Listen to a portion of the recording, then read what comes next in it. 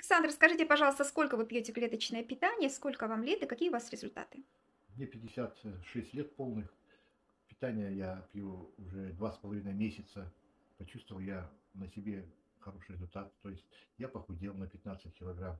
У меня были проблемы с руками. Ну, то есть, я не знаю, то ли это экзема была, то ли что-то. Но на протяжении, наверное, 10 лет у меня вот лопались на ладонях, значит, были такие раздражающий фактор. То есть там попадет что-то из масел там или еще что-то такое. То есть, ну, сейчас это на ладонях все прошло.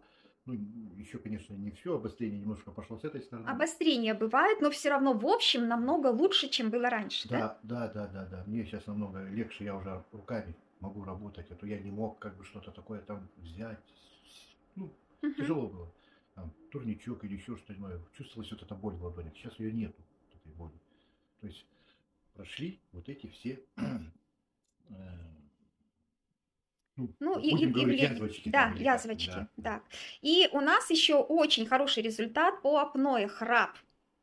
Да, ну я Это со слов супруги, да? Она жаловалась много лет, что вы очень сильно храпите, теперь говорит, что вы не храпите, но вы оценить это не можете, я не могу. да, потому что вы сами себя... Она говорит, я захожу, говорит, ну, говорит, думаю, ты там телевизор смотришь, а ты спишь, говорит. А я обычно раньше храпела, сейчас, говорит, я не слышу, что ты храпишь.